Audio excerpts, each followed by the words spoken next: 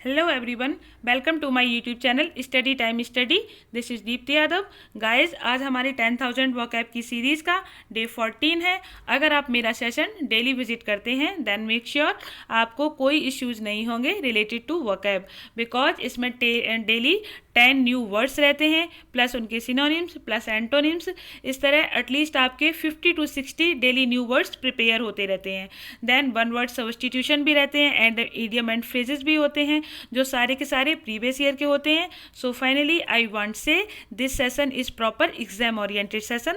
So please इस session को देखना मत भूलिएगा और प्लीज़ मेरे साथ बने रहिएगा. चलिए तो आज का सेशन हम लोग स्टार्ट करते हैं. These your new 10 words.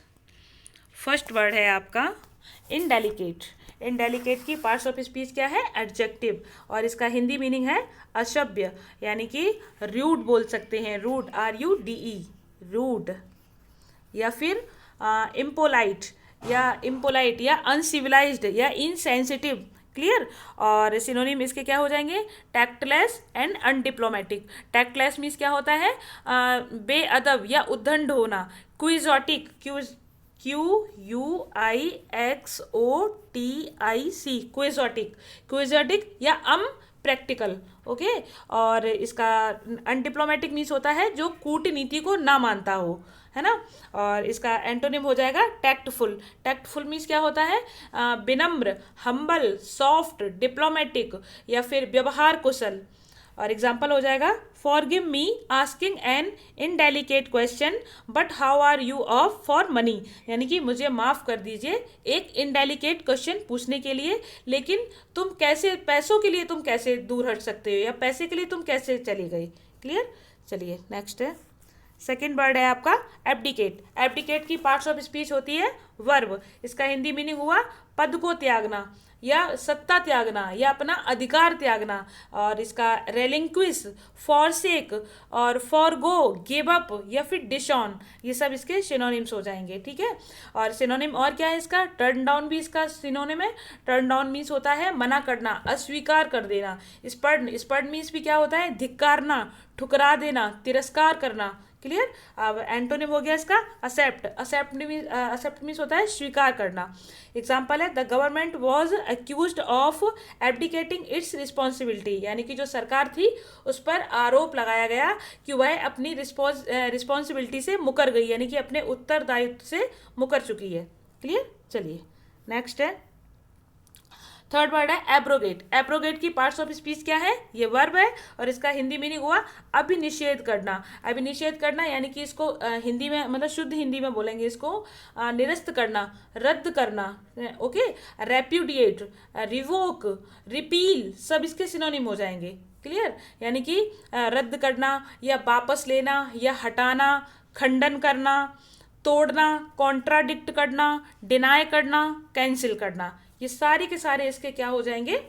Synonym हो जाएंगे. एंटोनिम क्या है? इंस्टीट्यूट. इंस्टीट्यूट मीन्स होता है प्रारंभ करना या फिर स्थापित करना.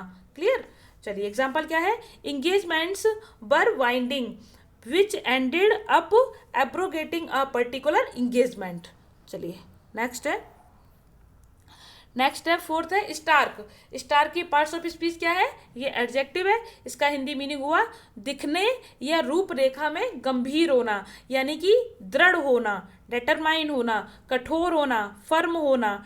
और क्या बोलेंगे इसको? टेनेसियस भी बोल सकते हैं. टेनेसियस, TENACIOUS, टेनेशियस. या फिर रिजोल्यूट, RESOLUT, रिजोल्यूट, ये स्ट्रॉन्ग.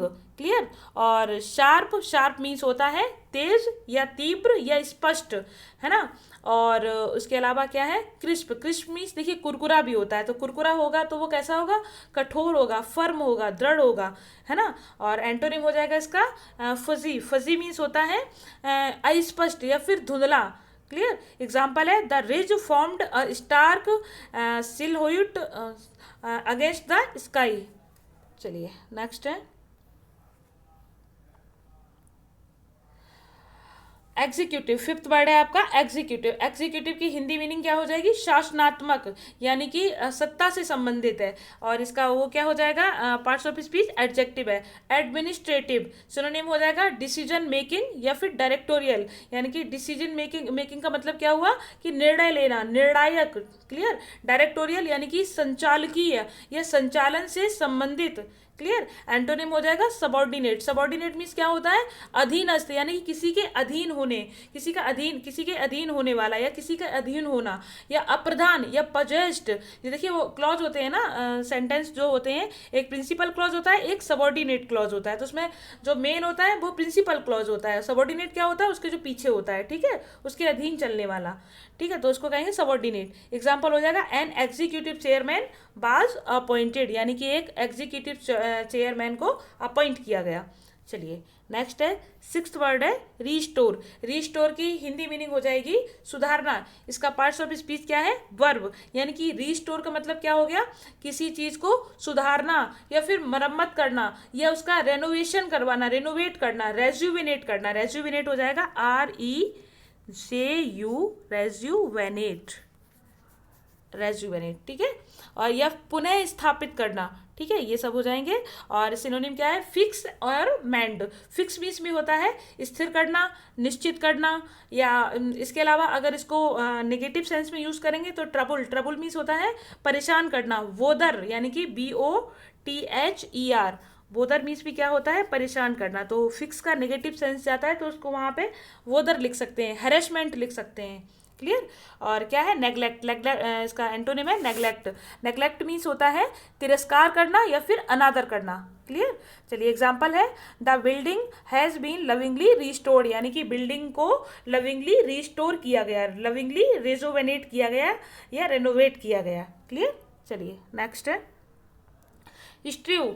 स्ट्रू का जो पार्ट्स ऑफ स्पीच वो है क्या? वर्ब। हिंदी मीनिंग क्या हो गया? बिखेरना, यानी कि बिखेरना, फैलाना, एक्सपेंड करना, अनफोल्ड या स्कैटर, स्प्रीड या डिस्पर्स। ये सब इसके क्या हो जाएंगे? इसके सिनोनिम हो जाएंगे। क्लियर। और एंटोनिम क्या हो जाएगा? गैदर। गैदर मीन्स होता है इकट्ठा करना, या फिर हिंदी बहुत शुद्ध हिंदी में बोलेंगे चुनना, बीनना, बटोरना या समेटना या एकत्र करना, या फिर ऑब्टेन, यानी कि OBTAIN, ऑब्टेन, ऑब्टेन, या फिर muster, MUSTER, muster.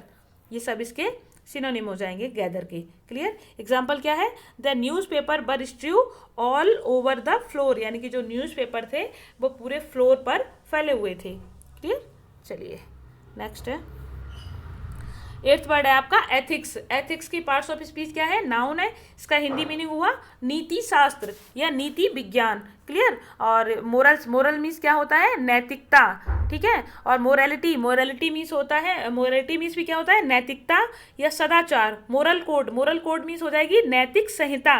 Clear. Antonym हो जाएगा करप्शन। करप्शन मीन्स क्या होता है? भ्रष्टाचार, है ना। एग्जाम्पल है ethics enter into every sphere of life, यानी कि जो नैतिकता है वो जीवन के हर चरित्र में प्रवेश करती है। क्लियर। चलिए नेक्स्ट नाइन्थ वर्ड है आपका प्रिजम्पशुअस। प्रिजम्पशुअस मीन्स होता है इसकी पार्ट्स ऑफ स्पीच क्या है? एडजेक्टिव है। इसका हिंदी मीनिंग हो जाएगा अभिमान या फिर घमंडी, एरोगेंट, ढीठ, बेअदब, जो किसी का अदब ना करता हो, निर्लज्ज, बेशर्म, इस तरीके से। ठीक है। ओवर कॉन्फिडेंट मीन्स क्या होता है? आत्मविश्वास। ओवर कॉन्फिडेंट जो ओवर आत्मविश्वासी हो गया हो। ठीक है। और एरोगेंट अभी बताया था, घमंडी।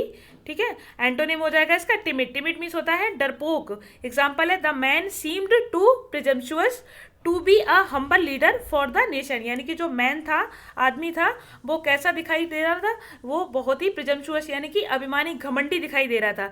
To be a humble leader यानी कि एक विनम्र नेता होने के लिए, फॉर द नेशन यानी कि राष्ट्र के लिए, राष्ट्र का एक विनम्र नेता होने के लिए जो आदमी था वो काफ़ी प्रिजम्पशुअस यानी कि घमंडी प्रतीत हो रहा था, दिखाई दे रहा था।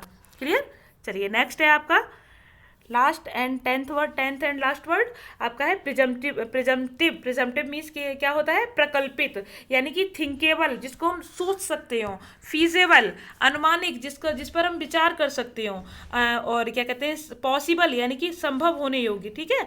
और इसकी पार्ट्स ऑफ स्पीच क्या हो जाएगी, एडजेक्टिव है ये, और इसका वो क्या हो जाएगा, सिनोनिम क्या हो जाएगा, स्पेक्यूलेटिव एंड टेंटेटिव। देखिए स्पेक्यूलेटिव मीन्स भी क्या होता है, विचार करने योग्य, ठीक है। टेंटेटिव मीन्स भी होता है, और फिर क्या हो जाएगा, डिफाइनेटिव, एंटोनिम है इसका डिफाइनेटिव। डिफाइनेटिव मीन्स होता है निर्णायक या फिर क्रूशियल या ऑब्वियस या फिर स्पष्ट, क्लियर। एग्जाम्पल हो जाएगा, the muzzle probably formed a snout in life and there is presumptive evidence. चलिए यहीं पर हमारे मीनिंग फिनिश होते हैं। अब हम लोग चलते हैं इडियम एंड फ्रेजेस की ओर। फर्स्ट है आपका गो द एक्स्ट्रा माइल, यानी कि मेक एक्स्ट्रा इफर्ट, यानी कि एक्स्ट्रा इफर्ट्स लगाना या एक्स्ट्रा इफर्ट्स करना। सेकंड है नॉट टू मिन्स वर्ड्स, यानी कि से समथिंग वेरी फ्रेंकली, यानी कि कुछ भी बिल्कुल साफ साफ बोलना या स्पष्ट बोलना, बिल्कुल क्लियर। चलिए नेक्स्ट है give a piece of your mind, यानी कि स्कोल्ड एंग्रीली, यानी कि किसी को गुस्से में डांटना, तो उसको क्या कहेंगे, give a piece of your mind. Next है shoot one's mouth off, to talk in a boastful manner, यानी कि एक अभिमानी या एक घमंडी तरीके से बात करना, तो उसको हम क्या कहेंगे, shoot one's mouth off, clear. चलिए नेक्स्ट है पास मस्टर, यानी कि बी कंसिडर्ड गुड एनफ, यानी कि कंसिडर करना कि वो काफ़ी ठीक है, यानी कि पसंद होना, क्लियर। चलिए नेक्स्ट है रन ऑफ द माइल, यानी कि वेरी कॉमन टाइप, यानी कि क्या हुआ, इसका मतलब साधारण तरीके का, ठीक है। तो क्या उसको क्या कहेंगे, run of the mile. Next है he is out of his mind, यानी कि ही इज़ मेड, यानी कि वह पागल है, ठीक है। तो उसको क्या बोलेंगे, ही इज़ आउट ऑफ माइंड, ठीक है। नेक्स्ट है इन टू माइंड्स, यानी कि कोई चीज़ हम कहते हैं ना, अरे यार हमारे दिमाग में दो बातें आ रही हैं, तो अनडिसाइडेड, यानी कि जिसको हम डिसाइड ना कर पा रहे हो, तो उसको हम क्या कहेंगे, इन टू माइंड्स, ठीक है। नेक्स्ट है मूवर्स एंड शेकर्स, यानी कि पावरफुल पीपल, यानी कि शक्तिशाली व्यक्ति, तो उसको हम क्या कहेंगे, मूवर्स एंड शेकर्स। नेक्स्ट है नेक एंड नेक, यानी कि एग्जैक्टली इक्वल, यानी कि बिल्कुल बराबर मात्रा में, बराबर, ठीक है। तो उसको हम क्या कहेंगे, नेक एंड नेक। चलिए अब स्टार्ट होते हैं वन वर्ड सब्स्टिट्यूशन। चलिए वन वर्ड देखते हैं क्या है, इनऑक्यूलेशन का मतलब क्या होता है, वैक्सीनेशन, यानी कि टीकाकरण, क्लियर। चलिए नेक्स्ट है वेंट्रिकल का मतलब क्या होता है, चैम्बर ऑफ द हार्ट। देखिए जो हार्ट में चैम्बर होते हैं ना, एक राइट वेंट्रिकल होता है, एक लेफ्ट वेंट्रिकल होता है, तो ये वही वेंट्रिकल है, chamber of the heart, clear. Next है म्यूटेशन मीन्स होता है उत्परिवर्तन, सडन चेंज होना किसी के जीन में, ठीक है। तो change in the genetic material, यानी कि जेनेटिक मटेरियल का चेंज होना, ठीक है। चलिए नेक्स्ट है एरिथ्रोसाइट्स क्या होती हैं, जो रेड ब्लड सेल्स होती हैं, उन्हीं को हम क्या कहते हैं, एरिथ्रोसाइट्स बोलते हैं। नेक्स्ट है हैबिटेट क्या होता है, surroundings in which an organism lives, यानी कि जो जीव है जिस वातावरण में रहता है उसी के चारों ओर की जो चीज़ें होती हैं उसको हम क्या कहते हैं, हैबिटेट कहते हैं, क्लियर। चलिए नेक्स्ट है टिश्यू का मतलब क्या होता है, टिश्यू मीन्स होता है ऊतक, यानी कि मास ऑफ बॉडी सेल्स, यानी कि बॉडी सेल्स का मास, उसको हम क्या कहेंगे, टिश्यू बोलेंगे, क्लियर। नेक्स्ट है परिस्पाइरेशन मीन्स होता है स्वीटिंग, यानी कि पसीना, क्लियर। नेक्स्ट है एंजाइम। देखिए एंजाइम हमारी बॉडी में कितनी सारी क्रियाएं होती हैं, और उन सारी क्रियाओं को कौन कंट्रोल करता है, एंजाइम। उनके लिए रिस्पॉन्सिबल कौन होते हैं, एंजाइम ही रिस्पॉन्सिबल होते हैं। तो क्या हुआ, chemical changes in the body, यानी कि हमारी बॉडी में जो भी केमिकल चेंजेस होते हैं वो किसकी वजह से होते हैं, एंजाइम की वजह से। तो यहाँ पे क्या होगा, एंजाइम। चलिए नेक्स्ट है फोइटस का मतलब होता है ब्रूड, यानी कि unborn baby in the bomb, यानी कि जो बॉम्ब में अनबॉर्न बेबी होता है उसको हम क्या कहते हैं, फोइटस, यानी कि ब्रूड, क्लियर। चलिए नेक्स्ट है एनाटॉमी का क्या हुआ, ह्यूमन बॉडी एंड स्ट्रक्चर, यानी कि ह्यूमन बॉडी और उसकी संरचना, तो इसको हम क्या कहेंगे, एनाटॉमी। चलिए thank you so much. So this is the end of this session. Hopefully आप लोगों को काफ़ी रिलेवेंट लगा होगा for your exams. So please friends like and share my channel, और नए हो तो प्लीज़ सब्सक्राइब कीजिएगा।